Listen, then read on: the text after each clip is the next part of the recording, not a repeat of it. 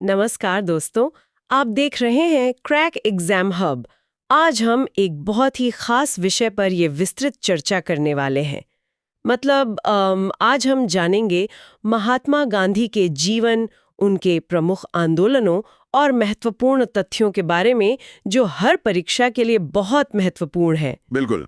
और ये एक ऐसा टॉपिक है जिसे हम बचपन से पढ़ते आ रहे हैं, लेकिन आज का हमारा मकसद सिर्फ तारीखें रटना नहीं है, बल्कि उस पूरे सफर को गहराई से समझना है। हाँ, वही तो। ये है महात्मा गांधी का संपूर्ण जीवन परिचय।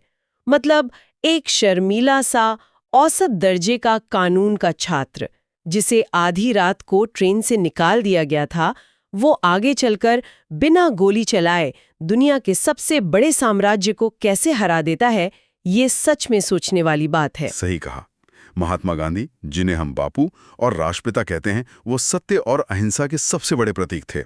और उनका ये सफर किसी आम बायोडेटा का एक महाकाव्य में बदलने जैसा है, अगर एकदम शुरुआत से देखें तो। तो 2 अक्टूबर 1869 को पोरबंदर में उनका जन्म हुआ था। उनके पिता करमचंद गांधी और माता पुतलीबाई थीं। हाँ, और उनकी पढ़ाई का पैटर्न भी बहुत सीधा था। गांधी जी ने वकालत की पढ़ाई लंदन से की और बैरिस्टर बने। कागज पर तो ये किसी भी आम वकील की कहानी लगती है। बिल्कुल, इसमें ऐसा कुछ नहीं लगता कि ये इंसान इतिहास का रुख पूरी तरह मोड़ देगा। तो चलिए इसे थोड़ा विस्तार से समझते हैं। वो जो दक्षिण अफ्रीका वाला किस्सा है ना, पीटरमारिट्सबर्ग स्टेशन वाली घटना। हाँ, वही। 1893 से 1914 तक गांधी जी दक्षिण अफ्रीका में रहे, जहां उन्होंने नस्ल भेद का सामना किया। उन्हें फर्स्ट क्लास का टिकट होने के बावजूद ट्रेन से धक्के मारकर निकाल दिया गया था। मुझे लगता है वो एक बहुत बड़ा टर्निंग पॉइंट था। एकदम टर्निंग पॉइंट था। यहाँ जो सबसे दिलचस्प बात है वो ये है कि उन्होंने इसे सिर्फ एक व्यक्तिगत अपमान नहीं माना। भागने या सीधे हिंसक तरीके से लड़ने के बजाय उन्होंने अन्याय से लड़ने का एक बिल्कुल नया तरीका निकाला। और यहीं से सत्याग्रह की शुरुआत हुई है ना? बिल्कुल। और सत्याग्रह कोई कमजोरों का या पैसिव तरीका नहीं था।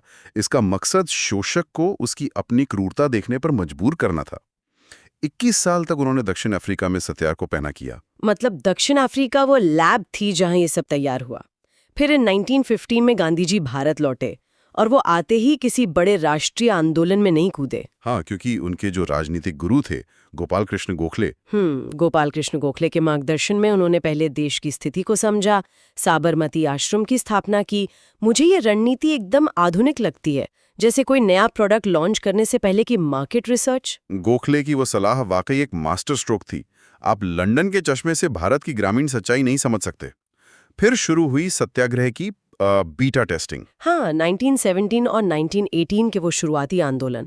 1917 में चंपारण सत्याग्रह हुआ, जहाँ किसानों को नील की खेती के लिए मजबूर किया जाता था। वो टिनकठिया प्रथा, जिससे जमीन खराब हो जाती थी। गांधी जी ने वहां किसानों का साथ दिया और इसमें उनका वकील वाला दिमाग बहुत काम आया। उन्होंने सिर्फ भाषण नहीं दिए, उन्होंने हजारों किसानों के लिखित बयान दर्ज किए और सबूतों के साथ बात की। फिर 1918 में खेड़ा सत्याग्रह हुआ है ना? एकदम सही। जहां फसल खराब होने के बावजूद कर वसूला जा रहा था, तो वहां अनुशासित तरीके से किसानों को कर में राहत दिलाई गई। लेकिन मुझे 1918 की अहमदाबाद मिल हड़ताल सबसे अलग लगती है, क्योंकि वहां किसानों की नहीं, औद्योगिक मजदूरों की बात थी, और वही मजदूरों के हक के लिए गांधी जी ने पहली बार अनशन किया था। बिल्कुल। और वो अनशन मिल मालिकों पर एक नैतिक दबाव बनाने के लिए था। अगर हम इन तीनों को एक साथ देखें, चंपारण, खेड़ा और अहमदाबाद, तो इन्होंने गांधी जी को सीधे भारत की नब्ज से जोड़ दिया। उन्होंने आम जनता का विश्वास जीत लिया था। अब जमीन तैयार थी जन आंदोलनों के लिए। सबसे पहले 1920 से 1922 तक नॉन कोऑपरेशन मूवमेंट चला, यानी असहयोग आंदोलन। हाँ, जिसमें लोगों ने अंग्रेजों का पूरी तरह से बहिष्कार किया। रॉलेट एक्ट और जलियांवाला बाग हत्याकांड के गुस्से को उन्होंने एक दिशा दी।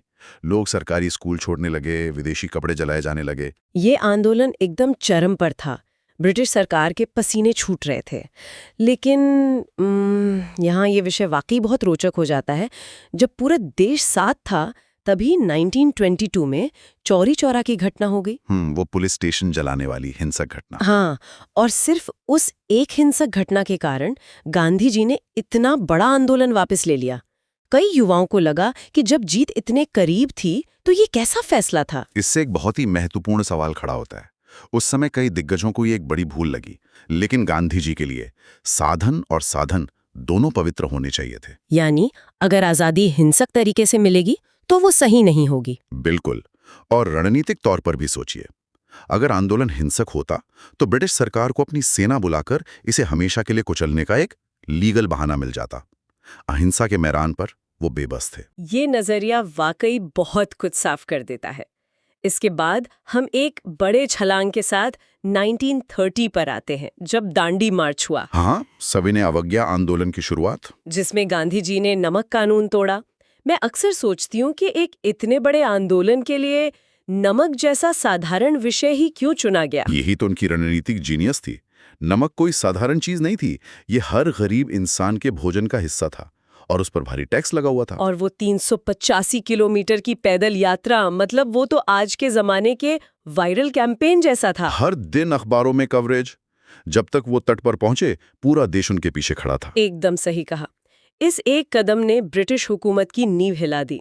इसके बाद 1931 में गांधी-इरविन समझौता हुआ, लेकिन आजादी की सबसे बड़ी लड़ाई अभी बाकी थी। और वो लड़ाई आई 1942 में, जब भारत छोड़ो आंदोलन या क्विट इंडिया मूवमेंट शुरू हुआ। ये वो समय था जब गांधी जी का स्वर एकदम बदल गया था। हाँ, क्योंकि विश्व युद्ध चल रहा था और उन्होंने वो प्रसिद्ध नारा दिया, करो या मरो। करो या मरो। ये नारा दिखाता है कि अब पूर्ण स्वतंत्रता से कम कुछ भी मंजूर नहीं था। ये सबसे बड़ा आंदोलन बन गया। खैर, हमने इन सब आंदोलनों की बात की, लेकिन इन सब के पीछे एक बहुत बड़ा वैचारिक आधार भी था। बिल्कुल, वो केवल एक राजनेता नहीं थे, बल्कि एक बड़े विचारक थे। उनकी कई प्रमुख रचनाएं हैं जो एग्जाम्स में पूछी जाती हैं, जैसे हिंद स्वराज। हिंद स्वराज और उनकी आत्मकथा the story of my experiments with truth.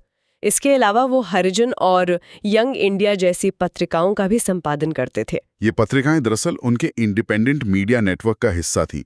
वो इनके जरिए सीधे लोगों से जुड़ते थे और ग्राम स्वराज की बात करते थे। और उनके इसी प्रभाव के कारण उन्हें बहुत सम्मान मिला। गांधी जी को महात्मा की उपाधि रविंद्रनाथ टैगोर ने दी थी। और सुभाष चंद्र बोस ने उन्हें राष्ट्रपिता कहा।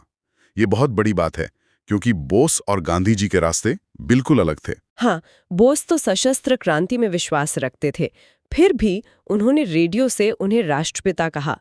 ये आपसी सम्मान की एक बड़ी मिसाल है। लेकिन इस पूरे सफर का अंत बहुत ही दुखद हुआ। 15 अगस्त 1947 को भारत आजाद तो हुआ, लेकिन विभाजन के दर्द के साथ। गांधी जी इसके सख्त खिलाफ थे। और फिर 30 जनवरी 1948 को नई दिल्ली में नाथूराम गोडसे ने गांधी जी की हत्या कर दी। उनके अंतिम शब्द थे, हे राम। ये इतिहास की एक बहुत बड़ी विडंबना है। दुनिया को अहिंसा सिखाने वाले का अंत इतनी हिंसक घटना से हुआ। सच में। तो दोस्तों, आखिर इन सब का मतलब क्या है? एग्जाम की तैयारी करने वालों के लिए एक बहुत ही त्वरित रिकैप कर लेते हैं।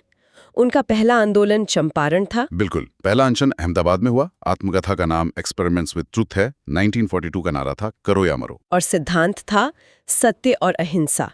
महात्मा की उपाधि टैगोर ने दी थी। ये सारे पॉइंट्स बहुत काम के हैं। और अगर हम चर्चा का अंत करें तो एक विचारोत्तेजक सवाल सामने आता है। आज के इस आधुनिक डिजिटल और शोर शराबे वाले युग में, जहां अक्सर आक्रामकता को ताकत समझा जाता है, वहां गांधी जी के सादा जीवन और अहिंसक सत्याग्रह के सिद्धांत अगर लागू किए जाएं, तो क्या वे आज भी उतने ही असरदार साबित होंगे? ये वाकई एक ऐसा सवाल है जो हम सबको खुद से पूछना चाहिए। तो दोस्तों, ये था महात्मा गांधी का संपूर्ण जीवन और उनके प्रमुख आंदोलन। मुझे उम्मीद है कि इस विस्तृत चर्चा से सबको बहुत कुछ नया सीखने को मिला होगा। बिल्कुल। अगर आपको ये वीडियो पसंद आया हो तो चैनल क्रैक एग्जाम हब को सब्सक्राइब करें और ऐसे ही एग्जाम से जुड़े वीडियो के लिए जुड़े रहें। धन्यवाद। धन्यवाद।